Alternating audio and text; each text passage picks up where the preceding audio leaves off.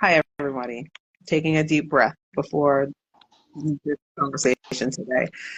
Today has already been crazy and it's only 10 o'clock Eastern. So for those that are joining us, good morning, everybody. We are, it is week 5 and the second to last day of ADHD Awareness Month. And I hope that you have been enjoying the content thus far. I am still working on the replays and I know that I say this every day. Every day I say that I'm editing the replays, but I really am. And so there's about, there's a good over 20 hours of content. People like over 20 hours of content.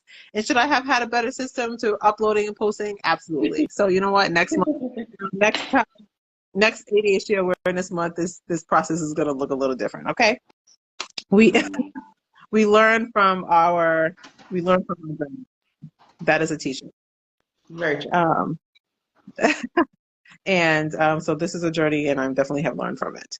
And so today, again, we were talking about ADHD and autism, and we have lovely Shantel here, and she is going to introduce herself for us and tell us about her lovely self and all the things that she does for the community. Of course. Hello, everybody. My name is Shantel. I go by DJim on all platforms. I'm a life coach. One second, I have a little feedback. Let me turn this on a little bit. Yeah, I think I'm gonna put in my headphones too. Sorry, y'all might hear my dogs in the background like tearing up a bone right now. It's the only way I could get them to hush. Does that help with the feedback? Yes, much better. Okay. Sorry guys, let's start over. My name is Shantel. I go by DJim on all platforms. I am a life coach. I am an author, and I am a public speaker. I pretty much kind of have my hands in a lot of things, right? It's typically what we do, right? I also used to be a virtual assistant. I help people get their business running. I help people with tools to help them with their neurodivergence.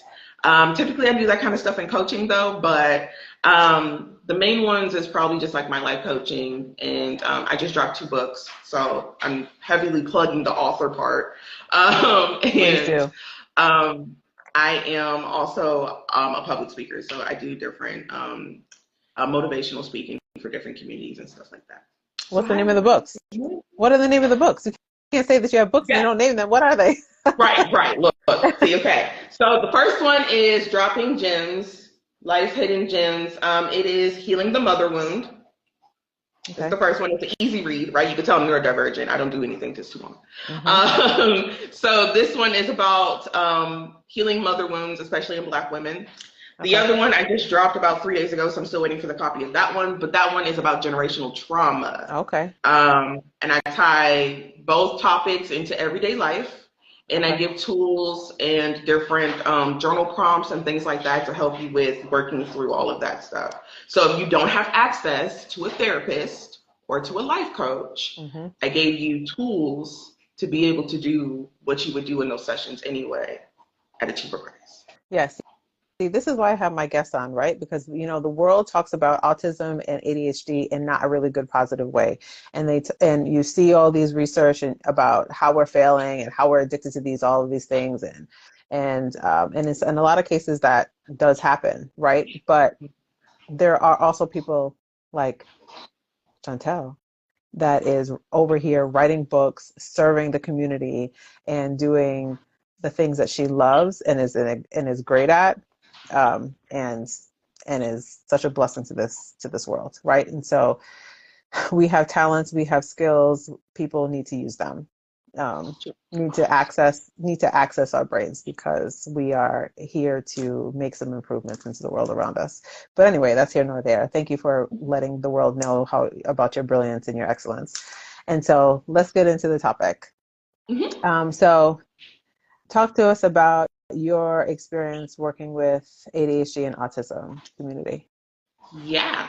So I'll give a little background. I actually got diagnosed by my therapist in my late 20s. So I'm 31 now. It's only been a couple of years since I've been actually diagnosed with both.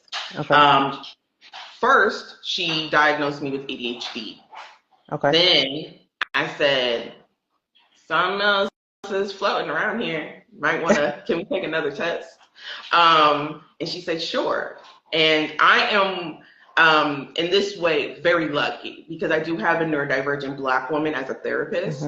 So she was able to quickly say, okay, let's go ahead and do both of them. Let's do them rapidly so I wouldn't get too into my head about the answers as well, because obviously the DSM, for those of you who don't know, the book that's actually used to diagnose us on any of our neurodivergence, neurospicy tendencies is actually geared towards to our white male counterparts.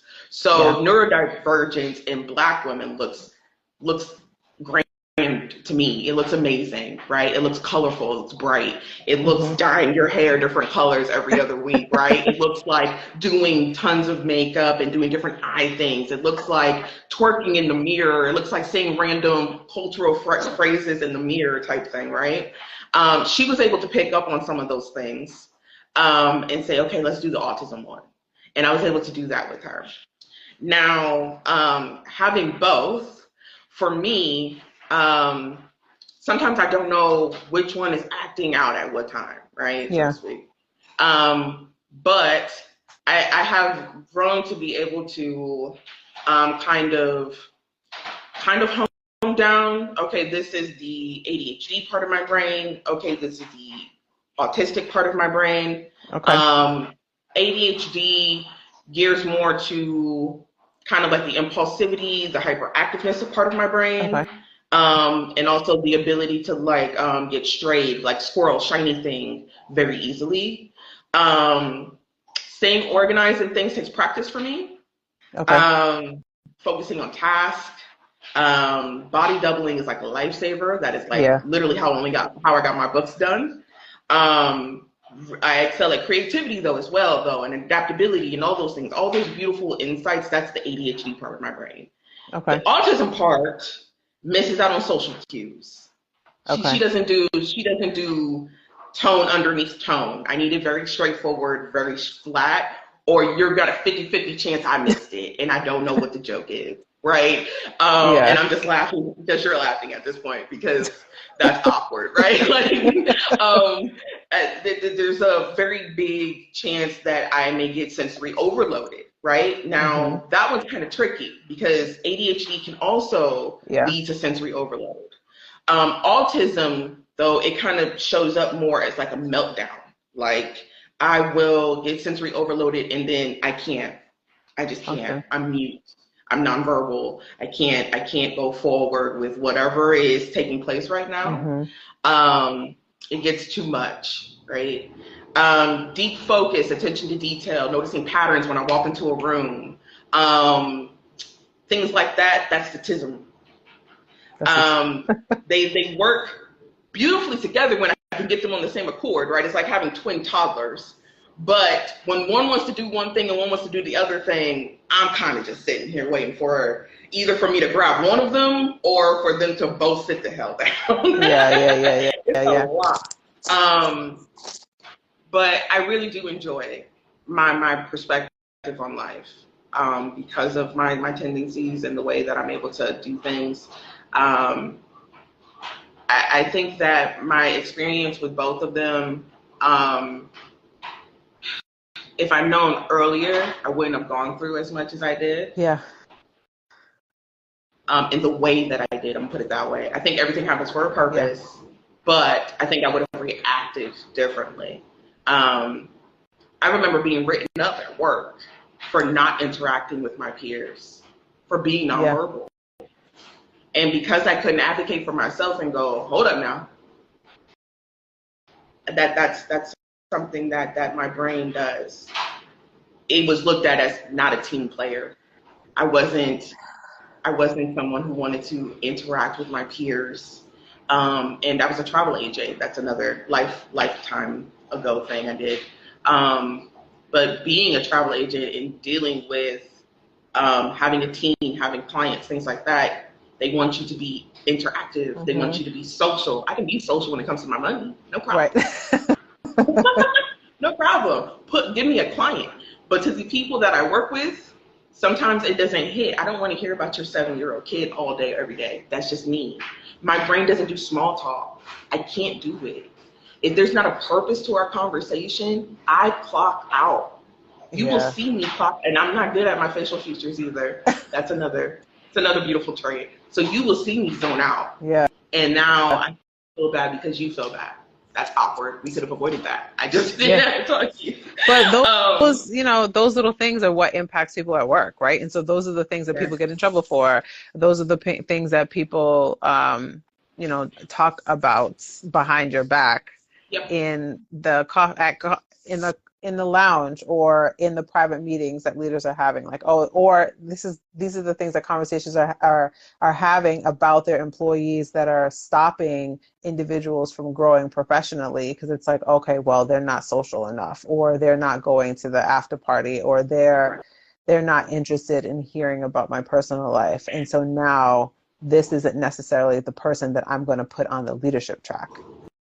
Right, exactly. Even though they may have all of the other skills. And so, those differences get in the way of people's success plans. And I mean, that's a problem. So which is why, why we're having these conversations is like, if you're in a leadership position, you have a team and they are experiencing some of these quote unquote challenges, then like, and now you're dictating their professional growth. Right. But it really has something to do with the fact that their brain just operates differently. And is that social norm really something that should be normalized, or do we need to create different norms that are more inclusive? Yeah. I definitely agree with that. All of my previous jobs have been customer service driven. My background and my student debt will tell you that I'm a hospitality industry major with a minor in tourism. So I was very, very excited. I was a tour guide when I was in college about interacting with people and doing things, but it had to be on my terms. Another thing, which that gives me a great segue, another thing that comes with just like the TISM part of it is the demand avoidance. I'm not good with you telling me I need to do something. Yes. The demand avoidance, my brain now said, shh, that's not it. That's the one thing we're not going to do. And it's not that I'm trying to be, like a nuisance, or I'm trying to like put a cog in the wheel. It's just, you probably should have worded that differently. I'm not very good with you like giving me last minute changes. My entire brain will flip upside down. Things that need to have a routine for me to be able to get myself together has to go that way. My mornings look a lot the same. If there's something that throws something in the wheel, I've learned to adapt. It took me time to learn how to adapt. Yeah. However, I'm not good at doing that. So when you're in a workplace and you're in a call center and they're telling you have to be off the call within, 5-10 minutes or less, and you're dealing with all these different situations every day, my brain is like, not only the sensory overload of everyone talking at the same time, right? But now I'm also dealing with your expectation and your demand of me to do something. Then I'm also dealing with the person on the phone who's giving me left field situations every day, all day. Yeah. I couldn't thrive. There wasn't a lane for me to actually get to any place of like actual peace in what I was doing. Yeah. Every day felt exhausting. And when you're masking and you're doing all the things that you're trying to not do in your everyday, the exhaustion that comes from that, it felt like I worked 12 hours straight. And I maybe worked half a day. Like, it was a lot. And thank you for sharing your story, because I think that it will resonate with a lot of people, because the reality is too, is like, ADHD can show up differently in a lot of people, but also autism can, like, there's a big spectrum when it comes to autism. Also. And so, your story could be similar to other people, but also could be massively different. But the point is that, and as now you're an adult, and so you have a lot more awareness around how your brain functions, and that's why the diagnosis was so important, right? And so like you can actually take a deeper dive and be like, okay, how is this actually impacting me, so you can make better decisions moving forward.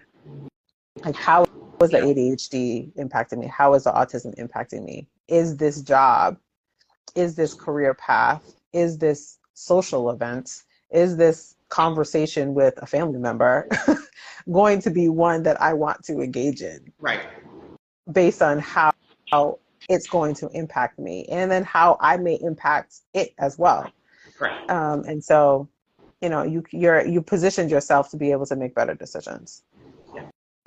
So I love that. And when you do life coaching, do you do life coaching for the autism and ADHD community, or just at anybody? It's for anybody. However, my niche is obviously what I know. So I help people. Majority of my clients do have some type of neurodivergent tendency, whether they are not like physically diagnosed by a practitioner or anything like that. I can pick out like, okay, I see me and you. It's fine. Let's do it.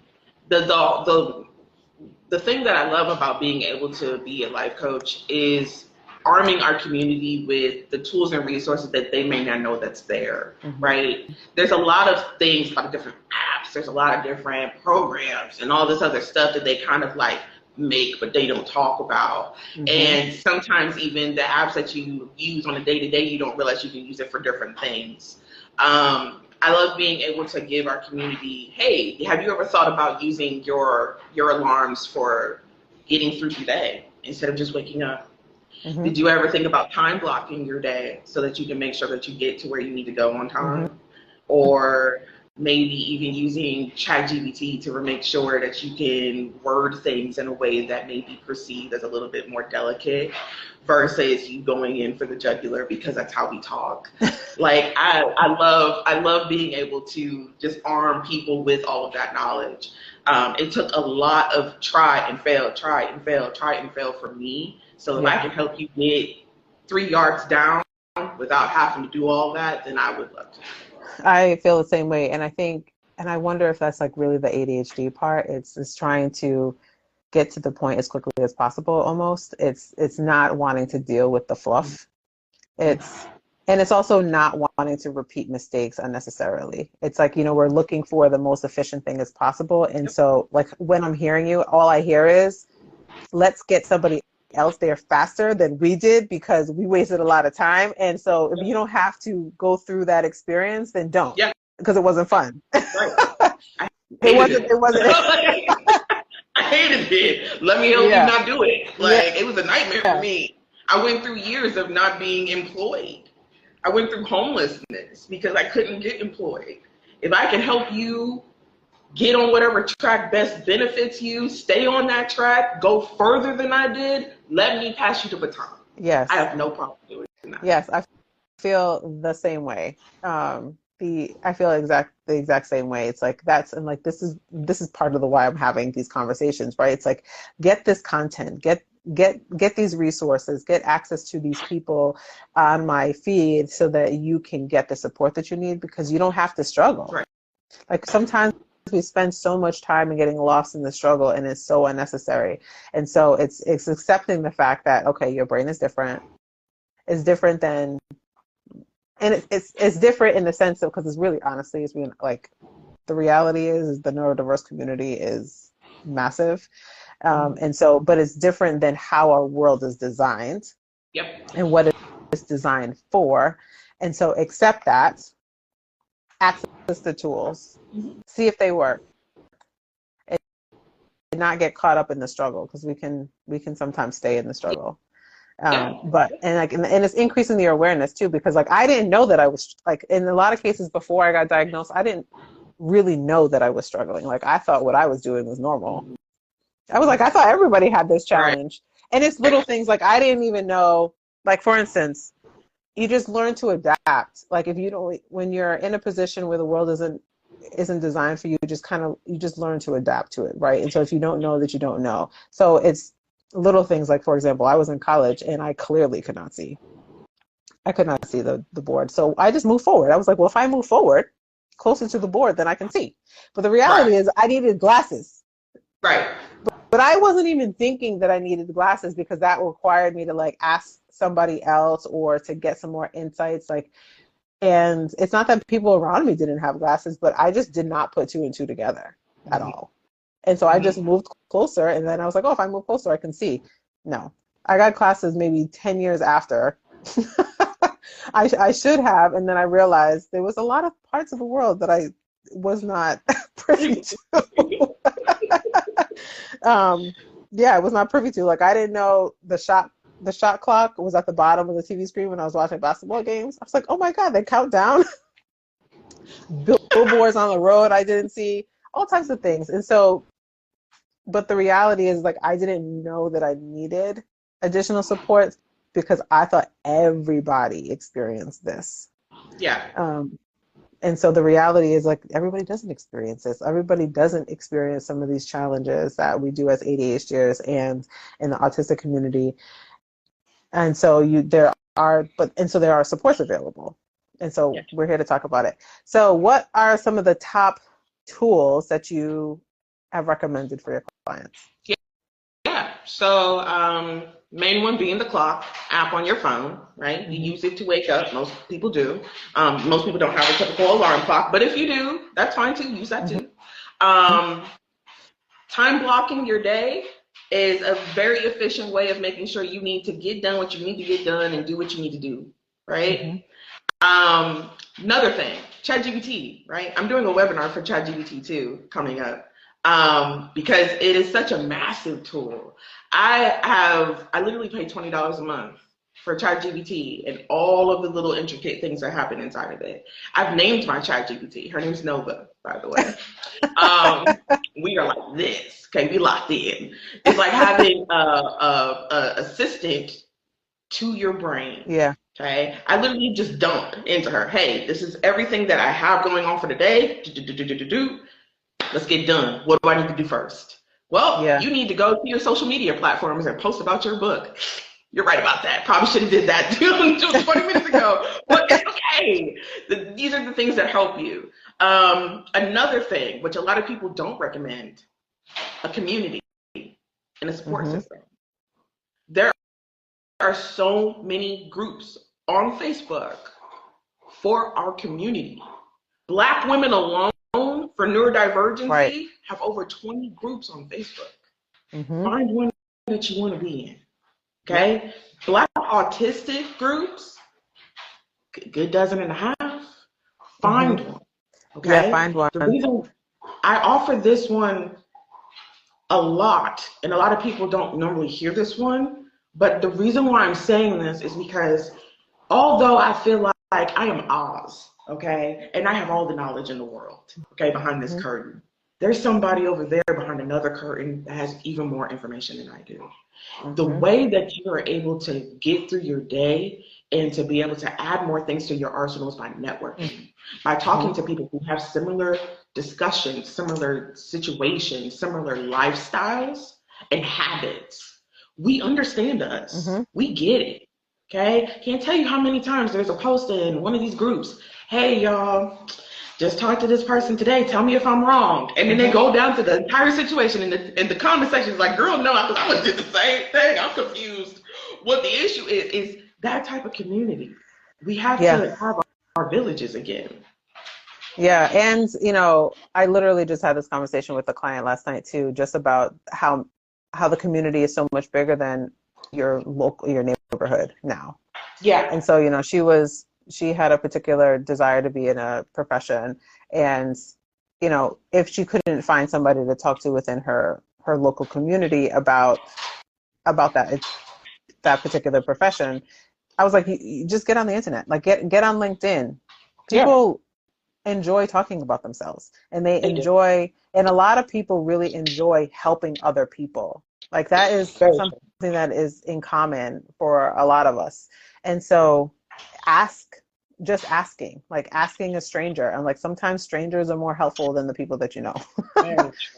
especially when Very true. it comes to your career. And so, and you know, and you have a way to, it's a little, I don't know, maybe, let me tell you, let me see what you think about this. Like, just in terms of, it's not as socially challenging, maybe, because like you don't have to necessarily read facial expressions or like get into the weeds of it all, like when you're just chatting or emailing somebody. I don't know. What are your thoughts about just randomly contacting people on LinkedIn as from the autistic perspective, or the I combo? think that there's a lot of thinking about how are they going to react to this and how am I wording this. I can't tell you how many people have misunderstood very easy Mm-hmm. to me text. They heard it in a different tone. They think that you should have worded it differently. Um, there is a template though on ChatGPT Yeah, that will there do that for you. is. Oh yeah, you can always ask ChatGPT, be like, hey, I'm trying to contact so Yep. and so about Yep. X, Y, and Z. Can you give me some ways to communicate that? I Yep. definitely have done that. Yep. But I'm also just like, listen, like I probably am the most like authentic person that you'll probably ever meet. I'm just like, look, this is what I'm doing. It is what it is. Like, I don't know. Like, I'm just honest. Like, I'm just honest. And so I am at a point in my life where I just have decided to just fully unmask, Yeah. um, completely. And because the energy that it takes to mask and to pretend to be somebody that I'm not is way too exhausting for me at this point in my life. Yeah. Um, and especially with it even just being, you know, only 1 year postpartum, like when I tell you I do not have the energy to mask anymore, I don't have the energy to mask. Yeah. And so, now I'm just like, listen, if you're with it, you're with it. And if you're not, you're not. And, Yeah. I'm okay either way. Right. And that radical acceptance though is such a breather. Like it's such a weight lifted. It is so much fresh air. I can't tell you. My family doesn't even know who I am because of how long I've passed.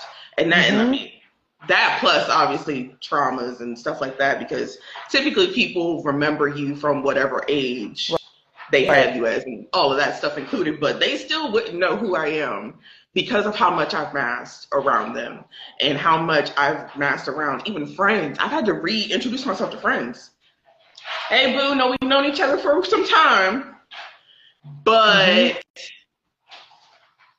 my name is Shantel, and this is how my brain works. Yeah. Especially with the TISM part, because I do have a good bit of neurodivergent friends. Sorry, my puppy is like she's having a day, y'all. Give her some grace.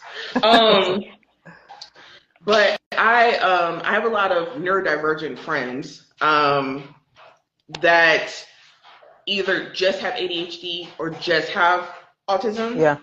I'm one of the few, if not the only one, to my recollection. Y'all tell me later because I know some of them are probably watching. That has both. Okay, so I have to tell sometimes my ADHD friends like, hey, if we're gonna meet up at 10:30, we have to meet up at 10:30, babes. Because if you come 10:38, I'm freaking the fuck out. Yeah. My brain is like on fire. Like, what's happening? What's going on? Like, I'm, hey, you okay?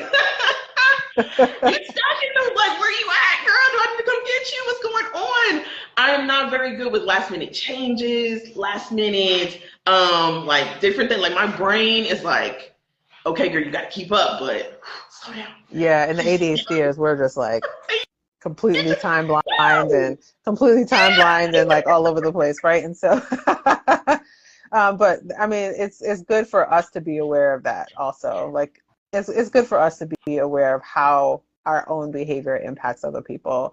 And I think everybody over communicating those things is really actually really helpful. It's more helpful than Yeah. it is hurtful. And so, you know, if you're telling me, like, if I need to make sure that I'm on time, then I need to make sure that I'm doing the things that I need to do in order to be on time. Because I also don't want to negatively impact you either. And there are things that I can do to make sure that I'm going to be on time. Right. but I have to be aware of that. That's a challenge and that's an issue. Because I think, relationships are a two-way street. And like the same thing with, thinking about going back in the context of work, like that's why I don't believe that the ADHD or the autistic or anybody in the neurodiverse community is the one person that needs to shift everything about themselves in order to fit into this culture.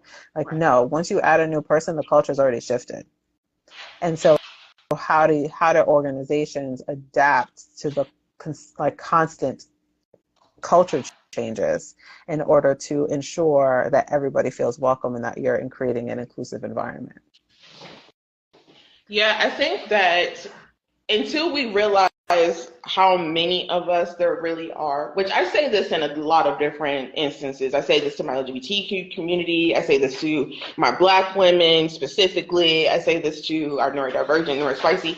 And it's not until you realize how many of us there really are that we're going to actually start taking things seriously and actually try to okay, y'all, hey, there's a lot of us impacted by this thing. Let's go ahead and actually do something about it. So sorry, y'all. My dogs are having a day. There we go. I really do try my hardest to come back here. Sorry, I have a 4-month-old cane corso, and she feels like the entire world is hers. She's like not listening to me at all. I might be one less dog today after this interview. With that being said, though, I really do try hard to tell our community, hey, y'all, we really need to start making strides for the rest of us. You're not the only one going through this, not by a long shot. There are so many of us in all of these groups that are affected by these things on a day-to-day basis.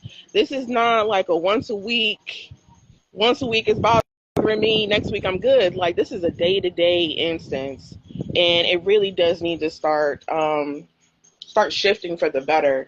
But it's not going to do that until we realize, hey, you're not alone, because our voices matter, and our voices are what makes change. It always has. If you look at history, Black voices are the things that strive for change.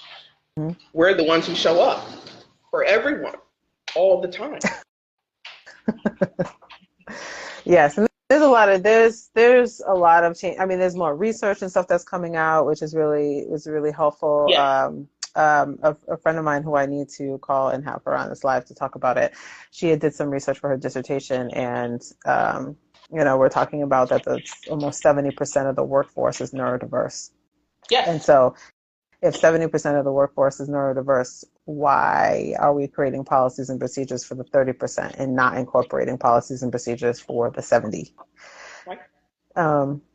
And the numbers of the neurodiverse community are just going to increase, right? And so especially as we increase our awareness around it, because now, women, for instance, are getting diagnosed later and later. And a lot of it is, there was a lack of information about all of these things in the neurodiverse spectrum. But then, some of us are having kids and our kids are getting diagnosed, and we're like, oh my God, these kids are just like us. Yeah. Maybe this is the challenges, they're having the same challenges that I was having as a kid. And so maybe there's something also that's going on with me. And, there was a poster child for autism and ADHD, and especially in the 70s, 80s, and 90s. And that poster child did not look like either of us. Right. And so now that they're understanding that everybody has is being impacted by this in different ways, then now, there's a lot more research and stuff that's happening, and a lot more conversations like this happening. And, social media blew up, especially during the pandemic. Yep. Like all this. Because no one had any choice but to listen to their thoughts. Yeah. Like, you were in the house. You had nowhere to mask. There was nowhere to mask. You were with yourself. So and people got on social media and said, are you experiencing this? Because this is what I'm experiencing. Right. Because we got tired of talking to ourselves. And so We get tired of talking to ourselves. When people went on social media, it was like, this is what I'm experiencing. Are you experiencing it too? And a lot of people, it resonated with a lot of people. Mm-hmm. And so now here we are we're working in the industry, both of us in different contexts, in different ways, but we're all trying to ensure that our community is not just heard, but also supported, and that they have access to the tools so that they can succeed in whatever direction that it is that they want to go into, and recognizing that they can go in any direction that they want to go in, as long as they have the right supports. And so thinking about some additional supports that would be helpful for maybe the autism side of your brain. What are you thinking outside of the ones that we talked about? Additional support for my autism. Okay, so she actually, sorry, I'm gonna go back to sitting down. My dogs are driving me nuts. She actually, and I do refer to both sides of my brain as different people sometimes, so excuse the eccentricness. But I think that having a wider understanding of what autism looks like is the first start. Because of the fact that autism is also always, about 98% of the time, shown as a cis white male who's either nonverbal, differently capable, like equipped with social cues, and like it's very aware that there's a gap there. It doesn't always have to look like that. Right? Yeah. My therapist explains it as it's not a spectrum, it's a pie chart. So each person that's neurodivergent has a different amount of each of the pie chart, right? So social cues, understanding context, different things, like you might have more of this part or less of this part. I think understanding autism can look like this and not necessarily what's always on social media, what's always on TV. Like Atypical grinded my gears. I'm just gonna let you guys know that now. There's a show on Netflix called Atypical. It absolutely grinded my gears. And the main protagonist of the entire show is a autistic cis white male who is very much so afflicted with all these different things that are going in life because he has autism. And when I tell people, even like my mom, hey, got diagnosed with autism, no. Yeah. No. And there's no steps that can come until it gets an understanding that, hey, autism can look like writing 2 books, owning several businesses, jumping from job to job, trying to find my place. Like autism can look very much so like I'm very knowledgeable of like 18,000 things that probably make no sense to anyone in one sitting, but it makes sense to me.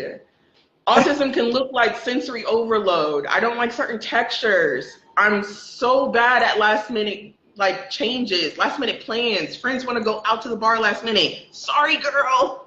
I'm not the one to include. Like, I just, like, and it can look like so many things. I think that the image of it first needs to change. And then we can talk about different support things, like how to show up for your autism friends and ask them what their actual needs are in different situations. So like I said, I'm not good with last minute changes, but that doesn't mean that every autistic person isn't good with last minute changes. Right. It's just, I know my brain. Last minute changes, I'm on a meltdown. Now we got to start over. Okay, got to build Rome in a day. It's not fun. Yeah. So I think that the image needs to change first. I would agree with that. I mean, even in the ADHD space, the image has to change, which is another reason why a lot of women don't get diagnosed, because it's assumed that if you're not the hyperactive child that's bouncing across the wall, then you must not be experiencing ADHD, and that's not true.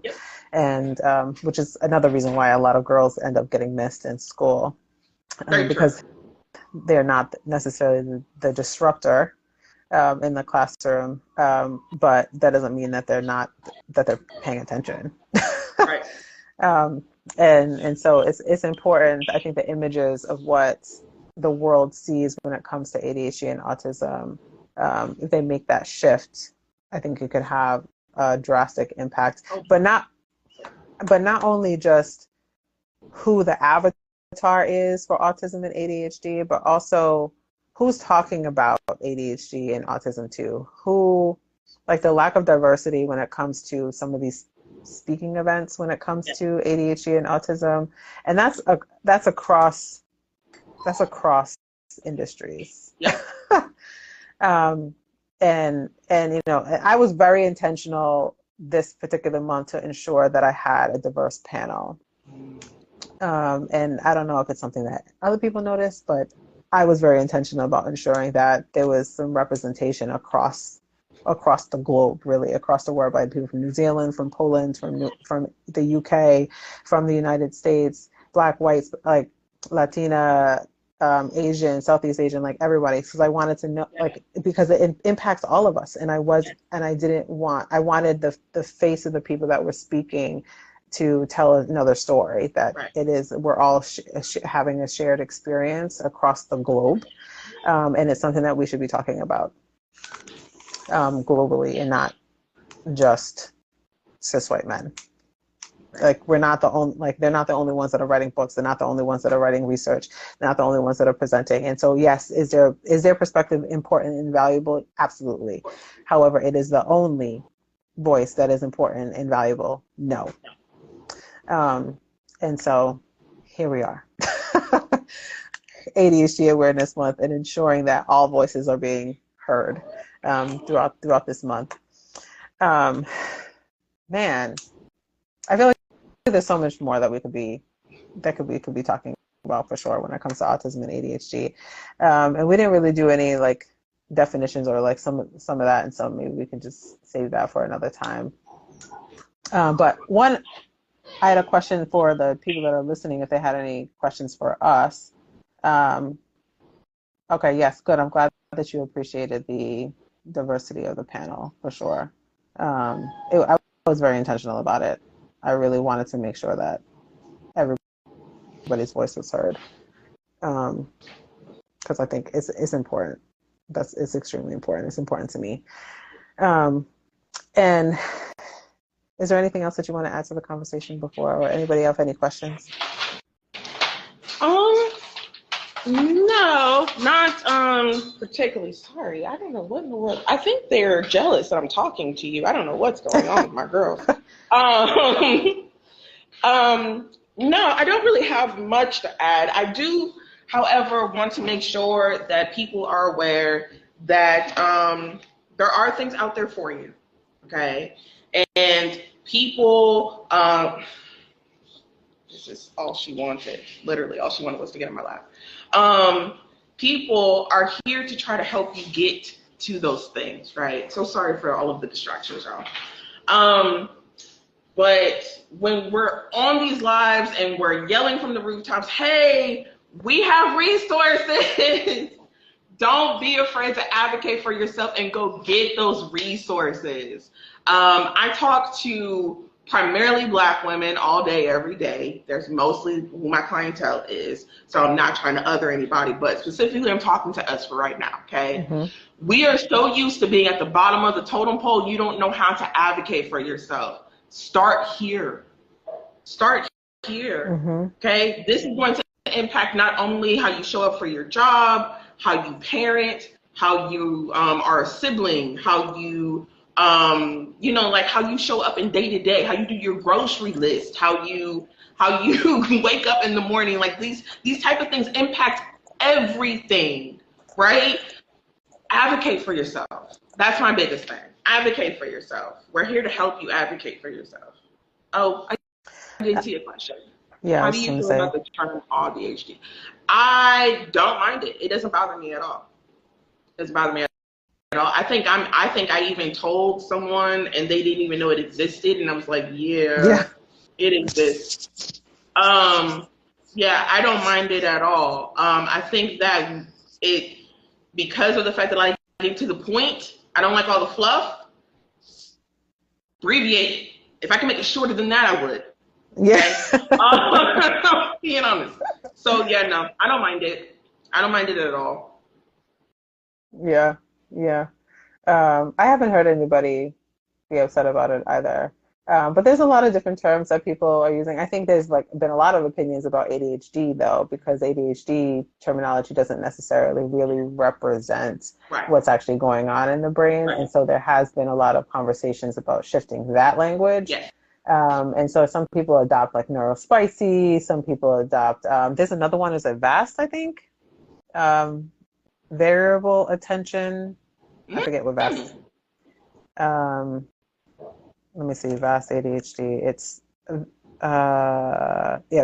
variable attention stimulus trait is something else that has been floating around.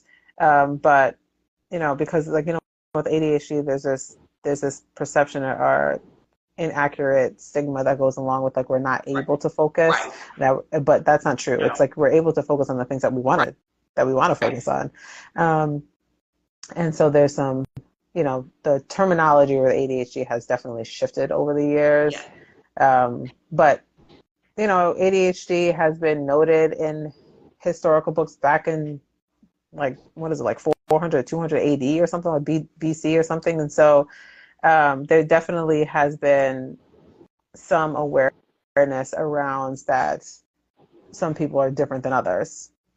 Yeah. And so I I think think it's there was important a to study acknowledge like also this. that neurodivergence can be directly correlated from trauma, um, and trauma like instances, not like direct head trauma, right, guys? Okay, so like just like trauma like in your life or like throughout like the generations of like your family, things like that, because it is also something that can be passed down. So like your mother and all of that. So when it Yeah, comes to there's a like terms and stuff, I don't mince when it comes to terms. I think it shows progression. If we're able to yeah, name it, then we're able to deal with it.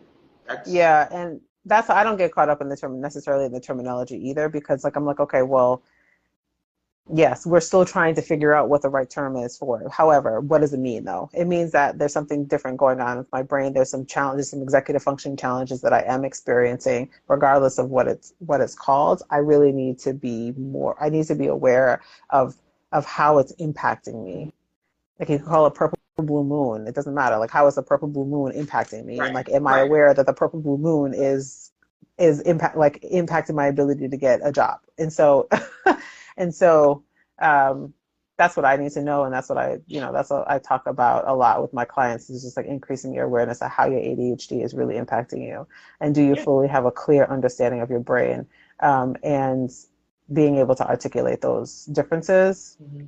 and those challenges. And so I appreciate you coming on today to really show other people like how you can communicate this. Like this is how my ADHD is working. This is how my autism is working. Like when you do X, Y, and Z, this impacts me. And being able to speak about those things, there's a level of acceptance that you have with yourself first in order to be able to advocate in that way. And so, if you're at a place where you're still trying to figure out how your brain works, call either of us. If you're trying to figure out whether or not to become an advocate, like how to become an advocate for yourself, call Yeah. either of us.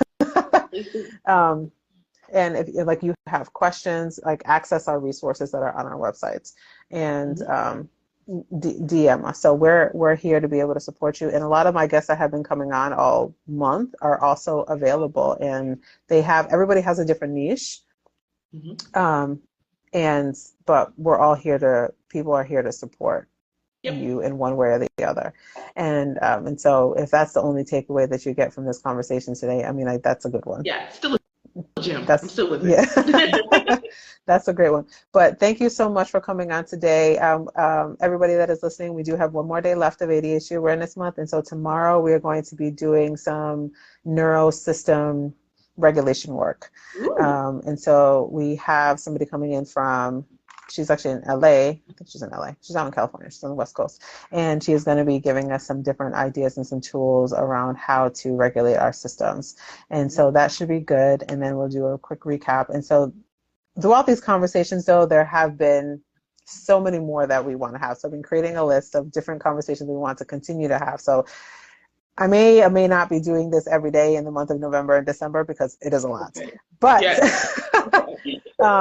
but I am going to be still having guests come on into my lives. And so there will be some type of schedule. I think it's important for people to be having these conversations. And so I'm going to continue having them. And I am working on doing a group coaching program of some sort, or a membership. And so that will be available soon as well. And so that gives people that opportunity to, one, also have a community, but then have access to body doubling, and also have access to really some coursework too, and just some information that you can access when you need to access it. And also and a lot of that, the thought processes behind it is like, sometimes we don't have the language that we need in order to advocate for ourselves. And so I want to build your vocabulary. And so in the courses, like, you're going to be learning a little bit more about how your brain functions and the executive function, strengths and weaknesses, but giving some key language that you can use to work with your employers or to work with your colleagues. And so that if you don't know what it is, then it's going to be available for you in that context. So just make sure that you're following me on Instagram. A lot of the stuff will be put up there and made available soon. Okay? Hey. Thank you again so much for joining. And then everybody tune in tomorrow for our last day of ADHD Awareness Month. Awesome. Thanks, love. All right. Thank you so much. Bye. All right. Bye.